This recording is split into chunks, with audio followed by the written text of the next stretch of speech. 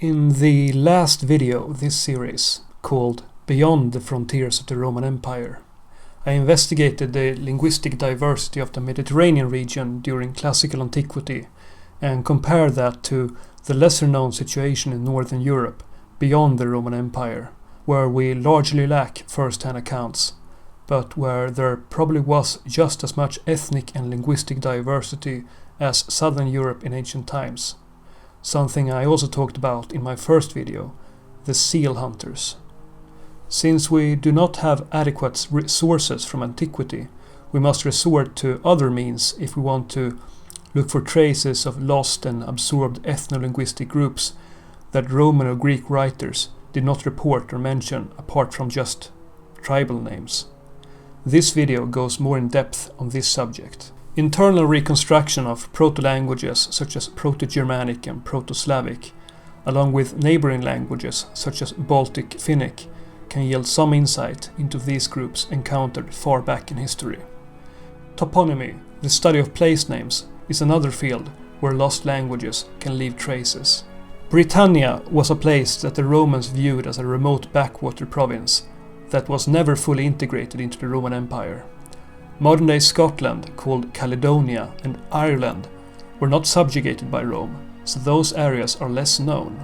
While the Celtic languages of the British Isles are recorded from antiquity onwards, some evidence points to languages older than Celtic surviving into the historical period on the Isles.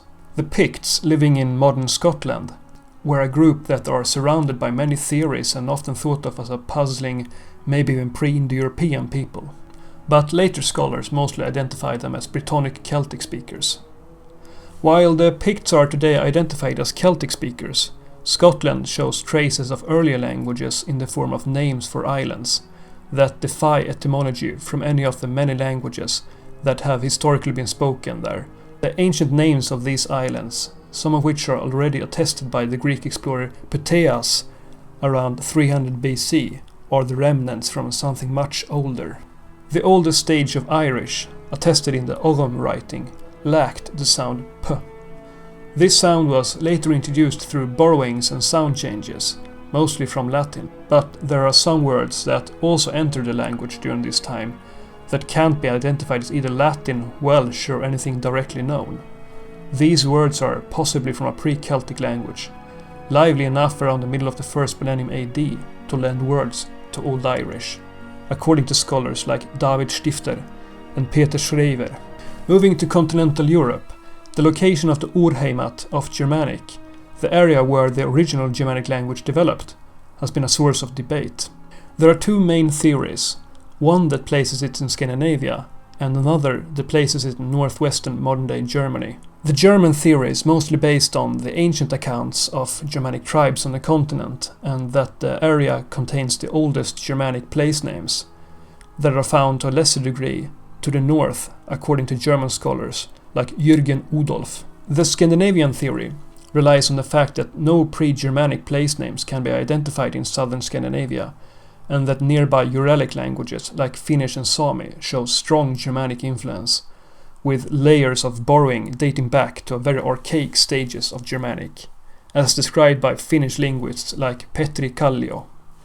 Speaking of Sami, these languages also show a strong influence from a pre-Uralic language, presumably spoken in the region as late as 500 AD, based on the dating of loanwords from Proto-Scandinavian from around the same time.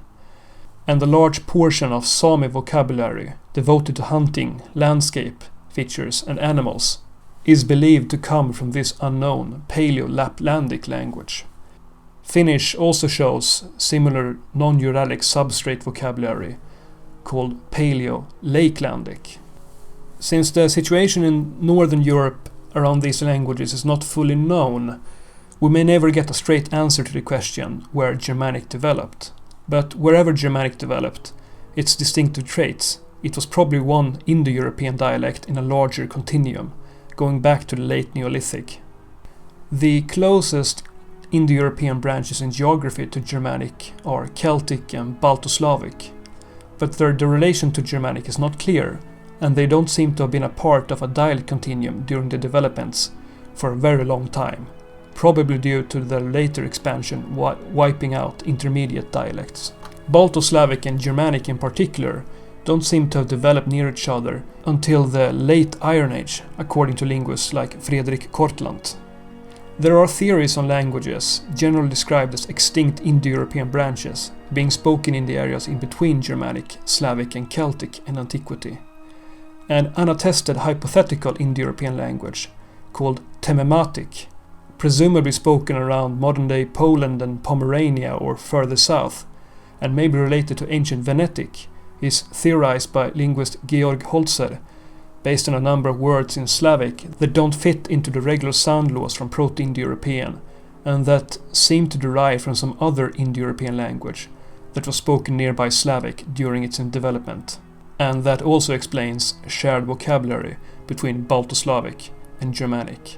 This intermediate Indo-European language, such as Temematic, that would have been spoken in between, would explain why Germanic developed so differently to the other branches in Europe from very early on, being a sort of buffer between Cantum and Satem in the east, to later be absorbed during the migration period.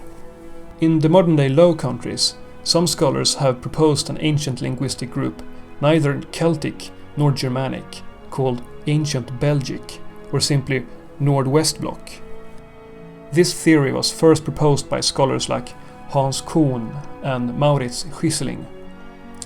On the onset of historical sources, this region formed a borderland and was neither fully Celtic nor Germanic, being contested and settled by both. The main point for this theory is several place names, mostly for rivers, and loanwords in Dutch, that don't seem to fit either Germanic or Celtic, and that are still evident in the region today.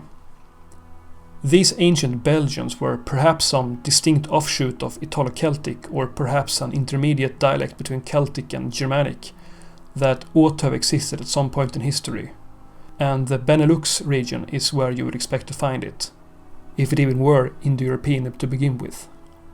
To sum things up, there are indeed signs that point to lost languages as late as the Roman period, also in Northern Europe, but in forms and distribution that we can't fully get a clear picture of. Regardless, it's a reminder of that anonymous linguistic groups may have survived much longer than we might think, just beyond the grasp of attestation.